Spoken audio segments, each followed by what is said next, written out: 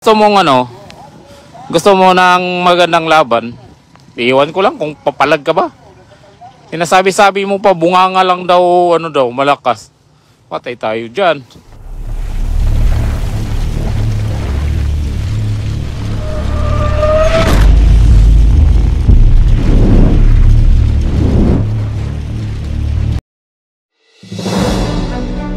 Heto na sa wakas mga kakwento. Hindi na natin patatagalin pa at alamin natin ang mga banat, hiritan, girian at puro paringgan ng bawat kampo ng former Television World Champion na si John Riel Casimero kontra yan sa undefeated na Pinoy prospect na si Carl James Wonderboy Martin. Hindi na natin patatagalin pa, tara, kwentuhan na. At syempre, with the courtesy po tayo mga kwento sa YouTube channel na Cuadro Alas, it's my boy. Tao talaga. Ayan, nagbabike tayo guys. Asan tayo guys? Asan tayo mga boss? Bad tao. Mas pumutok pa yung balita guys, no? Kaysa sa 'di ba nung pinalagan siya ni ni Cuadro Alas. Pumutok.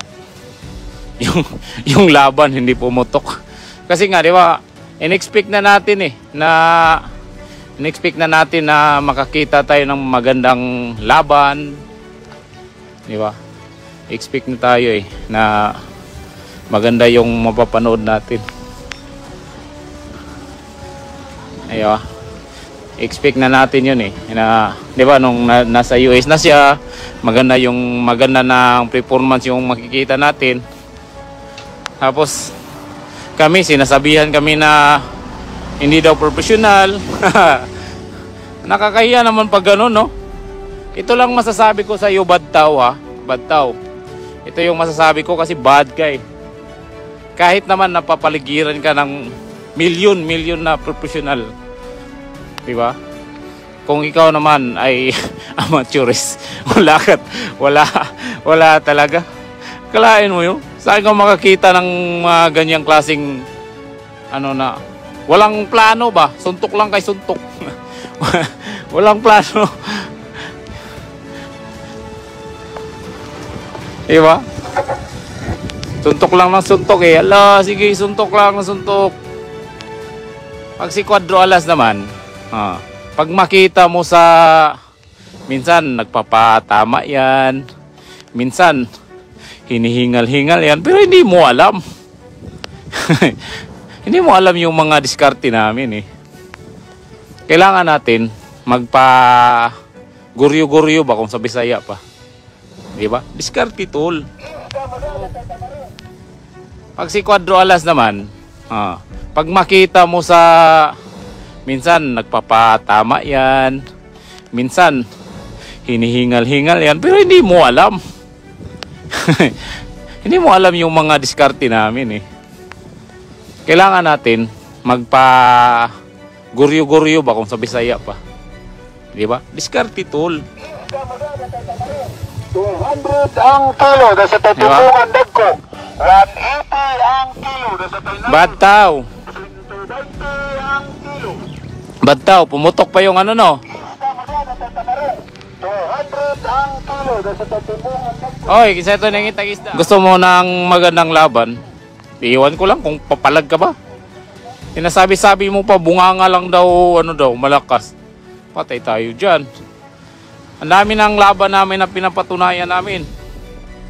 Di ba? Ikaw nga, di ba? Sabihin na, sige. Hindi naman kami maliit ng mga kasama Pero kami, minamaliit nyo kami, sinasabihan nyo kami na hindi professional. Ikaw, mga professional naman kasama mo. Pero ikaw, maturist. Kahit namang ilang milyon pa yung mga professional na nakapalibot sa'yo, pag ikaw amateurist talaga yung mapapanood namin. Diba nag-expect na kami, grabe na yung expect namin, na ngayon nasa US ka na. Diba? Parang sure kami na yung mapapanood namin, maganda na. Pero, yun pa rin yung parang boxer na walang plano ba, na yung alam lang ng boxer ng suntok lang kay suntok. Ganon ka. Diba? Ganon ka klaseng boxer. Walang plano. Yung alam mo lang, suntok lang na suntok. Ganon kang klaseng boxer. Oo. Di ba? Tapos kami pa sinasabihan mo na hindi professional daw. Kasi yung mga nakapaligid hindi professional. Sabihin na natin hindi kami professional kasi hindi naman namin pinagmamalakihan. Pero yung boxer namin professional. Tingnan mo yung laban namin. Ang ano kasi, di ba? Tapos pag pinalagan ka, iiyak ka. Di ba? Ang isipin mo na lang, ang dami nang nag-expect ng mga Pilipino kasi nasa US ka na, napapiligiran ka na ng mga profesional. Bakit yung laban mo hindi pa rin kumbinsido? Hindi pa rin kami yung mga tao, hindi pa rin, kumbaga, hindi pa hindi pa kami natutuwa sa laban mo. Wala pa rin, walang pagbabago. Ang angas-angas mo. Binigyan ka nga lang ng pang-natsubina para may panghanda ka.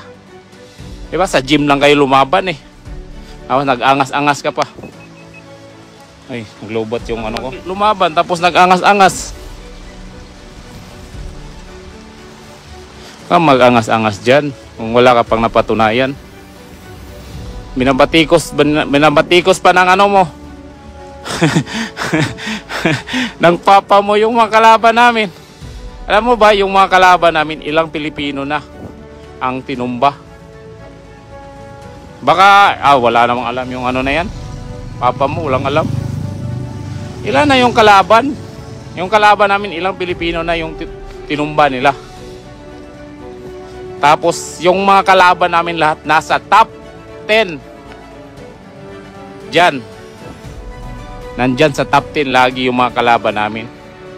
Tapos sinasabi nyo yung mga mahina. Eh kami nga, di ba? Kinull out namin yung mga malalakas. Hindi naman siniri. Hindi. Ang dami na. Tapos kayo, mga boxer nyo naman siniri. Sino po yung mga boxer ninyo? Bakit ayaw kanilang itapat? Di ba? Kasi natatakot sila. Natatakot yung mga natatakot yung mga nagporsinto sa iyo. Baka baka matulog ka ba? Baka antukin ka pagdating sa laban, makatulog. Yun yung kinatakutan nila.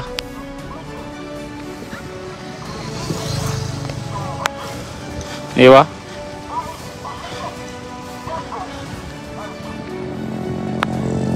Tapos sinasabi-sabi na yung kalaban daw ni Badtaw, yung kalaban daw niya hindi daw, parang malayo daw kay kay Badtaw kasi nga nasa top 2 si tapos yung sa kanya ilang top na yun. Hindi mo ba alam na lang niya yan? Kalibil niya lang yan. Nilagay lang yan sa top na yan. Hindi totoong top 2 yan. Hindi totoong malakas yan. Alam mo naman yung kalakaran ng boxing. Kulang ka sa ampaw. Kulang sa tabyog. Diba? Comment na. Mga kakwento, may payo na tila ba may pinatatama na naman ng Wonder Boy ng Pinas dahil sinabi niya na mabuting mga tao na nakapalibot sa iyo, disiplina sa sarili at mag-training ng maigi, good conditioning para makuha ang timbang at ang professionalism ay dapat isali sa bilang.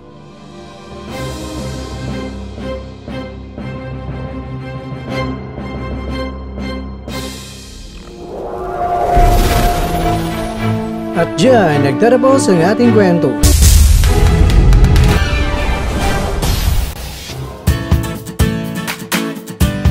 Maraming salamat mga kakwento sa inyong panonood. Pero baka naman mga kakwento ay nagustuhan niyo po ang kwento natin ngayon, baka pwede niyo po akong mabigyan dyan ng like, subscribe at pa-click na rin sa bell button.